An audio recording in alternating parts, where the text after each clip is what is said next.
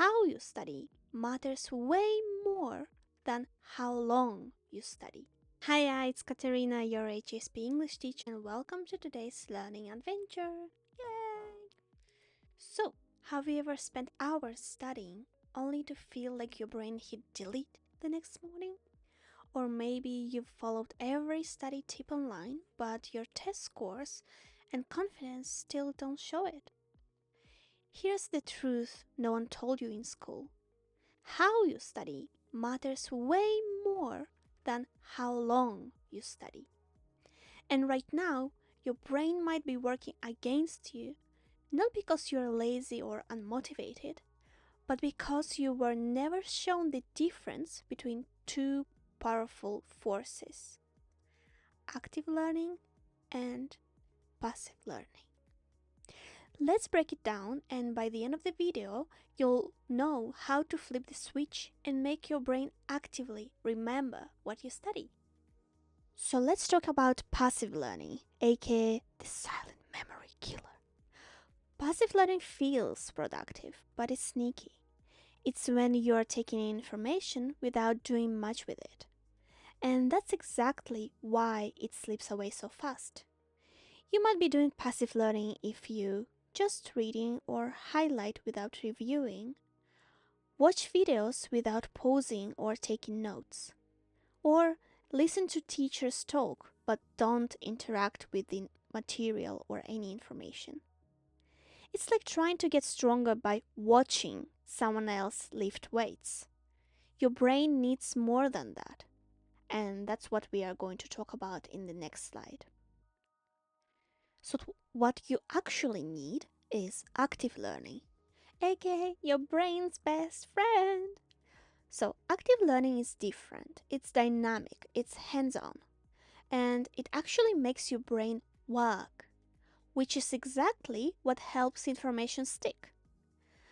Active learning looks like this: summarizing what you just learned in your own words, testing yourself with flashcards or mini quizzes, teaching the concept to someone else, even to your pet cat.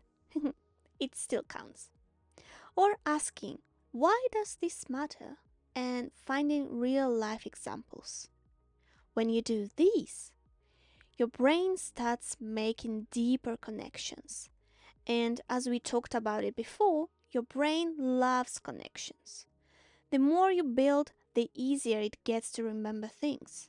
It's like creating shortcuts in your brain, and suddenly everything starts to click faster. Okay, so now you're motivated and you actually want to use active learning, but once you start using it, it feels so hard. But well, let's reframe something. If studying feels effortless, you're probably forgetting most of it. But if your brain feels like it's working, it's stretching, or even making mistakes, which are good, don't forget that, that's where real learning happens. This is called effortful retrieval, so full of efforts. And it's one of the most powerful ways to strengthen your memory. And just so you know, challenging doesn't have to mean stressful.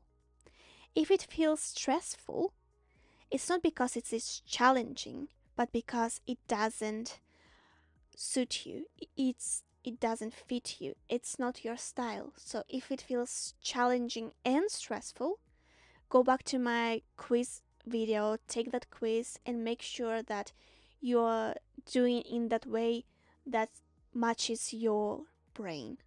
Your brain, not mine, okay? Okay, so challenging doesn't have to mean stressful. Even when things feel hard, you can stay calm, kind to yourself, and happy. And let me rephrase that. It's not that you can, you must stay calm, kind to yourself, and happy. Because when the way you're learning matches you, you're supposed to feel that way. Okay? So, effortful retrieval is your best friend. let's talk about how to transition from passive to active learning. If you've been doing a lot of passive learning, don't worry, it's easy to switch to a more active approach. Here are a few steps you can try. There are 4 of them. So first one, take breaks. Instead of cramming all at once, take breaks to let your brain process what you've learned. Second, teach someone else. One of the best ways to test your understanding is to explain it to someone else. Pretend you're teaching a friend, or a parent, or your boyfriend, girlfriend, a partner, or even your cat. Still counts. Use quizzes or flashcards. Test yourself regularly to help reinforce your learning and identify areas for improvement. So identifying areas for improvement is really, really important, and I would even say it's almost 90% of the learning process. And finally, create mind maps. Organize your notes visually to help you connect ideas. Especially if you're a visual learner, it would match you the best.